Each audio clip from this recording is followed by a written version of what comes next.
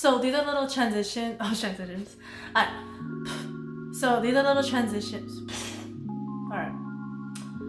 So these are little tips and advice that I discovered along the way of getting to know myself, and I feel that will help out others. So, premise with this video, there's gonna be 5 tips. This might be a part 1, part 2, little multi-series, who knows. Alright, so tip 1. This is for mostly my tomboys. Don't be afraid to tap into your femininity. Don't be afraid to be a girl. Don't be afraid to tap into that feminine side that you have. I guess what kind of sucked growing up is the fact that I never really got to be a girl when I was younger. I literally hated everything that was pink, anything that was girly, and I kind of regret doing that to myself when I was younger. I hated the color pink. I avoided all that feminine stuff. I didn't want to put on too much makeup. I didn't want to know how to fix my hair. All I did when I had long hair was put my hair in a bun. And it kind of sucked because, growing up poly, you were expected to do so much stuff. It kind of sucked the fact that I didn't get to enjoy being a girl. So to all my tomboys out there, enjoy being a girl. Be more open-minded. Be more open to being a girl. I guess this is a hard one for everyone to take. It's taking critiques with a grain of salt.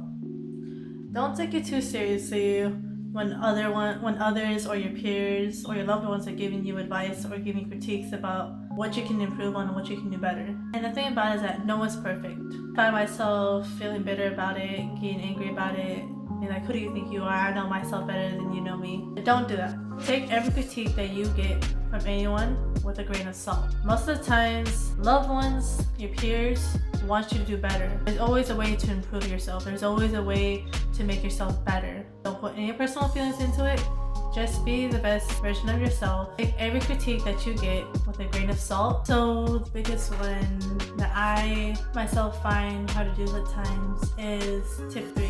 Don't speak or do anything when you're mad. It's hard sometimes, especially when you're in an argument with a loved one, to not speak out of turn, to cut them off or get frustrated. But the one thing is that whenever you're furious, you're beyond pissed, you're mad, and you're gonna do something that you regret, just don't speak. Don't do anything that you'll regret, especially when you're pissed off and mad. Remove yourself from the situation. Tell them, even though they're gonna get pissed off, hey, let me just say this for another time. Can we not talk about it right now? You just need a break.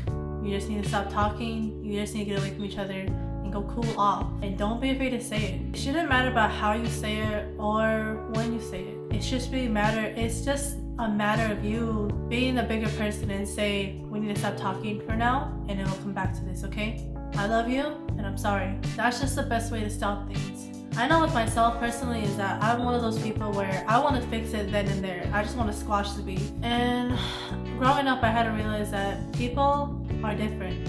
People have different outlooks on life. People have different approaches to things. Whenever someone tells you that too, or they need a break and you just find yourself where you're like, no, we need to get it done now. Just stop and respect that decision, okay? It's hard because sometimes you feel like you're losing. You just feel like you're being disrespected, but that's not the case. This is for everyone. Learn when to set aside your pride. This is like, it's a plan and play from tip 3. So with tip 4 is, well, it's like a little subset, if I had to be honest. Learn when to set aside your pride. Sometimes it's hard for me, even for myself, is that I have a hard time putting my pride aside and listen to others. Especially little siblings. Because sometimes I feel like I know best. I don't really know. Sometimes the best thing about putting aside your pride is maintaining that relationship with that loved one. When you want to keep that relationship with them and maintain it with them, put away your pride.